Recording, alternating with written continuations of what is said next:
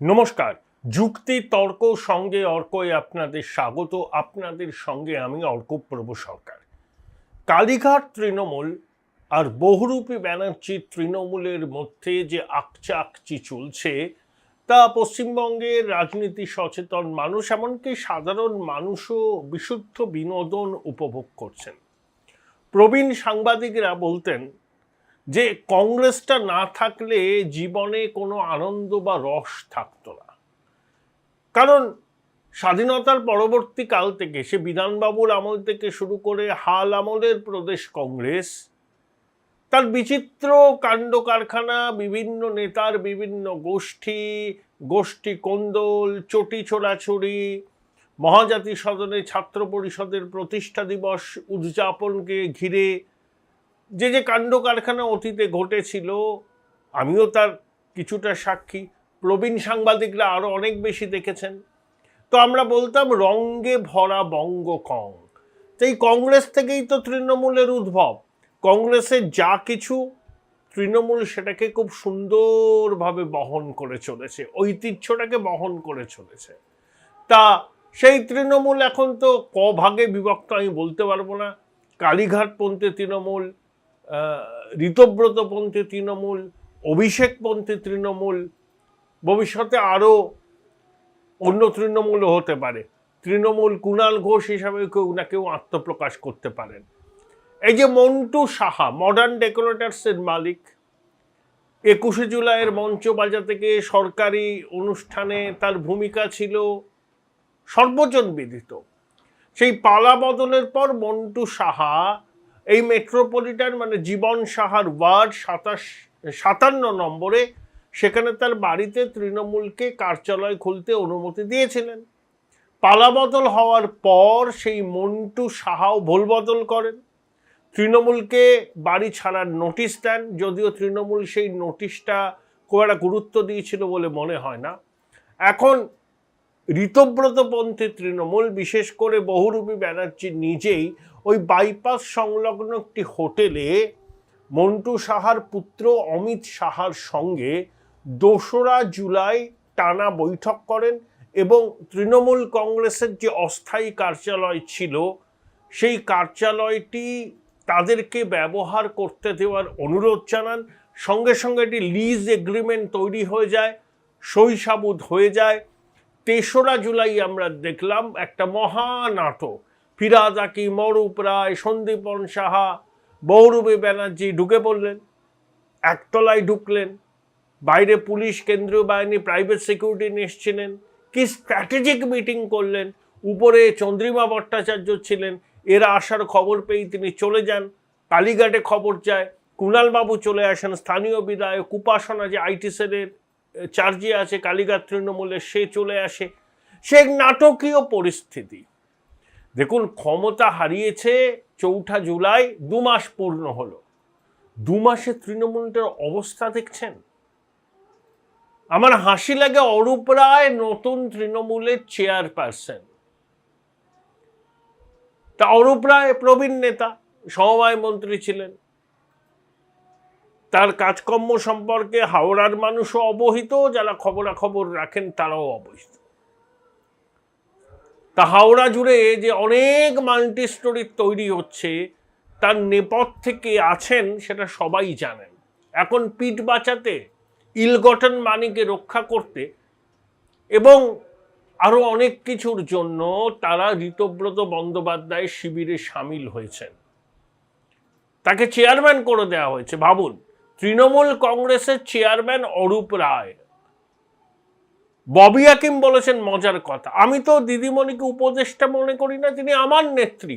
আবার বহুরূপী বলছেন আমাদের উপদেষ্টা তো মমতা বন্দ্যোপাধ্যায়। তাহলে ফিরহাদ হাকিম এখন শাঁখের করাতের মতো অবস্থা।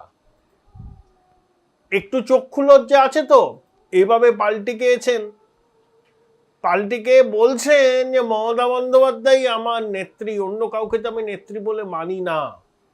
আবার ঋতব্রতর সঙ্গে হাত মিলিয়ে কালীঘাট তৃণমূলকে বেইজ্জত করার কাজে অগ্রণী ভূমিকা নিয়েছেন ফিরহাদ হাকিম। ওই চক্ষু লজ্জার খাতিরে এইটুকু বলছেন আমার নেত্রী মমতা বন্দ্যোপাধ্যায়। আর বহুরূপীরই তো, রাজনৈতিক গিরগিটি বহুরূপী, তার তো ওরকম চক্ষু লজ্জা দায়বদ্ধতা বলে কিছু নেই। যে দলে থাকেন সেই দলে থাকাকালীন অন্য দলের সঙ্গে সেটিং করেন, এখনো করছেন সেটিং, বুঝতে পারছেন তো? তা সে ঋতব্রত বন্দ্যোপাধ্যায় তো মমতা বন্দ্যোপাধ্যায়কে উপদেষ্টা বলেই তার দায় দায়িত্ব ছেড়ে দিয়েছেন। আমরা দিন গুনছি, এই চিত্রনাট্যের যবনিকাপাত হবে, আদালতে তো মামলা মকদ্দমা হবে, কিন্তু আরো কিছু নাটকীয় ঘটনা ঘটতে পারে। এমনও হতে পারে সরাসরি মমতা বন্দ্যোপাধ্যায় চলে এলেন তৃণমূলের অস্থায়ী কার্যালয় এবং এসে ওই ঋত অরূপ ববির তৃণমূলের ব্যানার ফেস্টুন সব সরিয়ে নিজে অফিসের দখল নিলেন, এবং মমতা বন্দ্যোপাধ্যায় আসলে তৃণমূলের যারা কর্মী সমর্থক আছেন তারা মমতা বন্দ্যোপাধ্যায়ের সঙ্গেই আছেন, যারা আছেন এই বহুরূপীর সাথেও নেই, অরূপ রায়ের সাথেও নেই, বাংলার আয়াতুল্লাহ তার সঙ্গেও নেই, যা আছেন তারা মমতা বন্দ্যোপাধ্যায়ের সঙ্গে আছেন। হতেই পারেন কুণাল ঘোষকে সঙ্গে নিয়ে মমতা বন্দ্যোপাধ্যায় সরাসরি দলের অস্থায়ী কার্যালয়ে চলে এলেন, সে নাটকীয় পরিস্থিতির সৃষ্টি হবে। যে কোনো দিন কিন্তু এই ধরনের ঘটনা ঘটতে পারে। দিদিমণি মুখে সেলোটেপ লাগিয়ে আছেন, একটি বাক্য উচ্চারণ করছেন না, তার মানে এই নয় যে তিনি চুপচাপ হাত গুটিয়ে বসে আছেন, আইনি পরামর্শ নিচ্ছেন এবং ভবিষ্যৎ কর্মপদ্ধতি কি হতে পারে সে সম্পর্কে হয়তো কিছু চিন্তা ভাবনা পরামর্শ করছেন। যাই করুন না কেন, ভূতের ভবিষ্যৎ থাকতে পারে, তৃণমূল কংগ্রেসের কোনো ভবিষ্যৎ নেই। আপনাদের স্বনির্বন্ধ অনুরোধ, চ্যানেল সাবস্ক্রাইব করবেন, থ্যাঙ্কস বাটনে ক্লিক করতে ভুলবেন না। মুখ্যমন্ত্রী হওয়ার পর শুভেন্দু অধিকারী প্রথমবার উত্তরবঙ্গ সফরে গিয়ে কি বলেছিলেন যে প্রতি মাসে একবার করে আসবেন, প্রশাসনিক বৈঠক করবেন। ৩রা জুলাই উত্তরকন্যায় গিয়ে তিনি প্রশাসনিক বৈঠক করলেন, ৩ ঘন্টা সামনাসামনি, আবার অনলাইনে। উত্তরকন্যা কেন করা হয়েছিল? যে উত্তরবঙ্গের মানুষদের প্রশাসনিক কাজে যাতে যখন তখন কলকাতায় দৌড়তে না হয়। কিন্তু উত্তরকন্যা তৈরি হলেও উত্তরকন্যার প্রকৃত কার্যকারিতা কি? উত্তরবঙ্গ উন্নয়ন দপ্তরের অফিস এবং সেই দপ্তরের সঙ্গে সংশ্লিষ্ট কিছু আধিকারিক ছাড়া অন্য কোনো দপ্তরের আধিকারিকদের ওখানে দেখা পাওয়া যায় না। মুখ্যমন্ত্রী নির্দেশ দিয়েছেন মুখ্য সচিবকে, স্বরাষ্ট্র সচিবকে, বিদ্যুৎ সচিবকে, যে এখানে বিভিন্ন দপ্তরের উচ্চ পদস্থ আধিকারিকদের নিয়মিত আসতে হবে, ওখান থেকে কাজ করতে হবে। এবং উত্তরবঙ্গ থেকে যে 10 জনকে শুভেন্দুবাবু তার মন্ত্রিসভায় ঠাঁই দিয়েছেন, তাদের মধ্যে 2-3 জন ক্যাবিনেট মন্ত্রী, সেই বিষয়টাও তিনি উল্লেখ করেছেন। সব থেকে মজার বিষয় কি জানেন? যে জিটি এর জন্য বরাদ্দ দ্বিগুণ করা হয়েছে।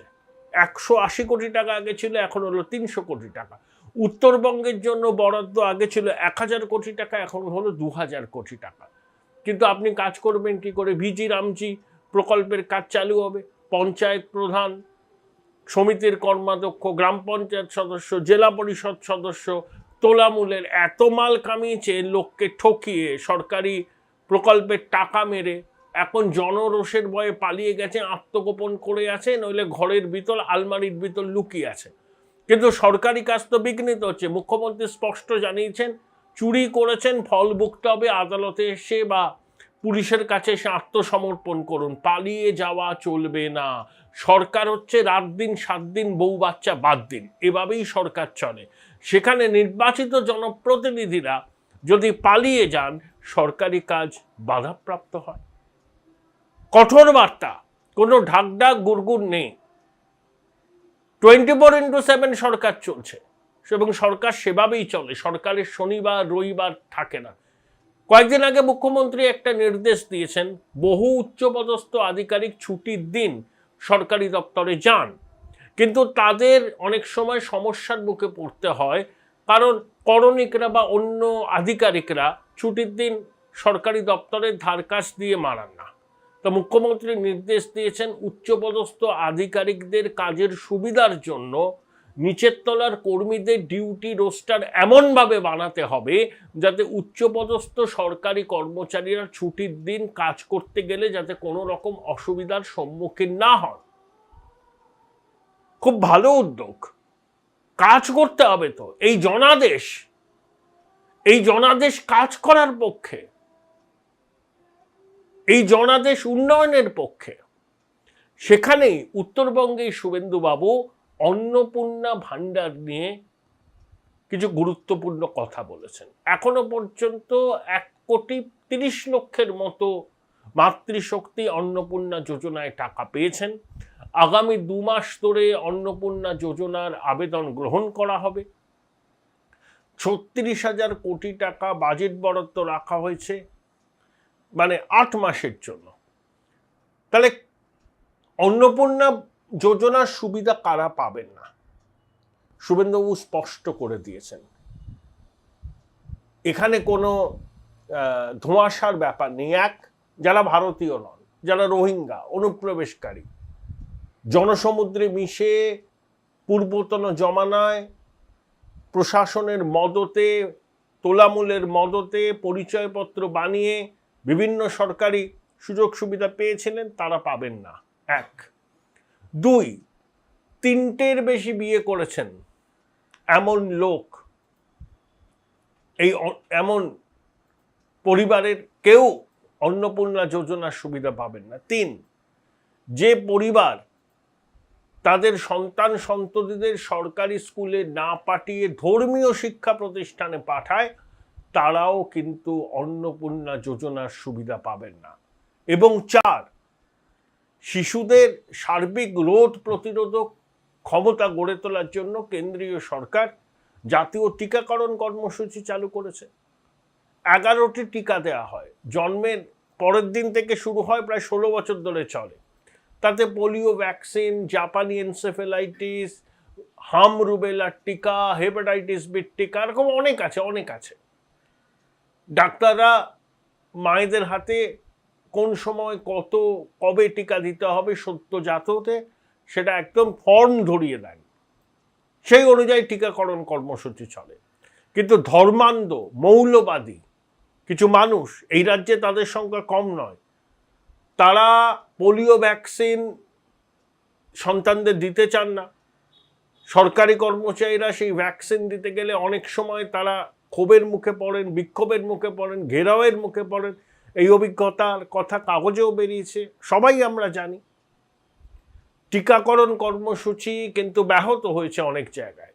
একটি সম্প্রদায়ের একদম ধর্মান্ধ শ্রেণী এই টিকাকরণ কর্মসূচির বিরোধিতা করে, অতীতে করেছে, এখনো করছে, তারা হয়তো ভবিষ্যতেও করবে, কারণ ধর্মীয় গোঁড়ামি ছেড়ে তারা বেরিয়ে আসতে পারেনি।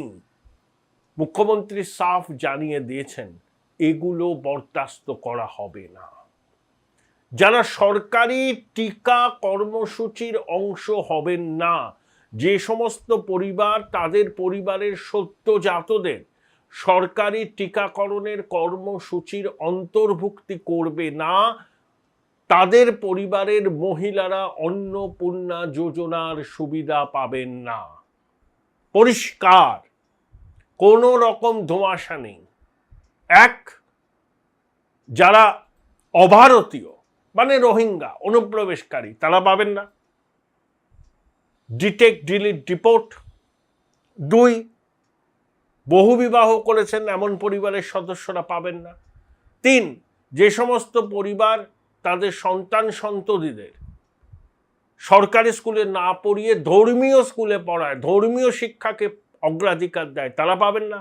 এবং 4, যে সমস্ত পরিবার সদ্যজাতদের জন্য তাদের পরিবারের সদ্যজাতদের সরকারি টিকাকরণ কর্মসূচির অন্তর্ভুক্ত করবেন না, তারাও পাবেন না এই অন্নপূর্ণা যোজনার সুবিধা।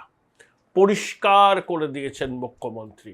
অত্যন্ত বলিষ্ঠ সিদ্ধান্ত, সাধু উদ্যোগ। আমি এই সিদ্ধান্তকে সর্বান্তকরণে সমর্থন করি। এ ভাই ভাই, এটা মডেল না খাতা। আর কত ফটোগ্রাফি করবি? চুপ কর, সামনে মাধ্যমিক, নোট জোগাড় করে পড়তে হবে। কবে পড়বি ভাই? গ্যালারি তো নোটের লাইব্রেরি আর স্টোরেজে পিডিএফ এর ছড়াছড়ি। ধুর, কোনটা পড়বো কোনটা ছাড়বো কিছুই তো বুঝতে পারছি না। আরে তাহলে মৌলিক লাইব্রেরির বই পড়। ওদের সম্রাট এক্সক্লুসিভ সাজেশন বইগুলোতে পাবি সমস্ত গুরুত্বপূর্ণ এমসিকিউ, এসএকিউ ও বড় প্রশ্ন একেবারে উত্তর সহ। কমন পাবো তো? টপারদের জিজ্ঞেস কর।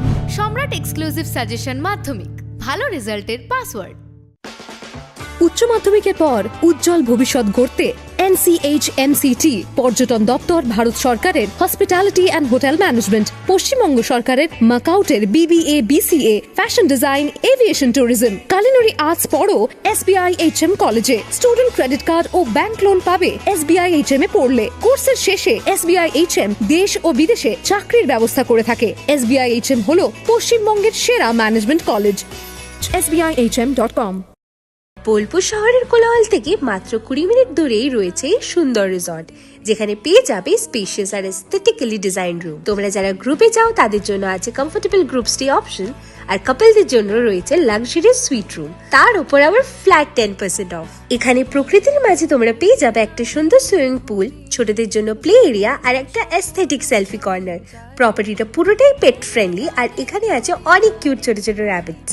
সকালের ব্রেকফাস্ট থেকে ডিনার পর্যন্ত পেয়ে যাবে একদম হোমলি কমফর্ট ফুড, যা এক কথায় অসাধারণ। বেঙ্গলি কুইজাইনের সাথে সাথে পেয়ে যাবে চাইনিজ আর নর্থ ইন্ডিয়ান অপশন। বিকেলে বনফায়ারের আলো, বন্ধুদের সাথে আড্ডা আর খোলা আকাশের নিচে গ্রাম বাংলার হাওয়া, পুরোটাই এক অপরূপ অনুভব। তাহলে বলো তোমরা কবে প্ল্যান করছো এই পিসফুল এসকেপটা? And don't forget to follow Miss Cupcake for more such travel updates.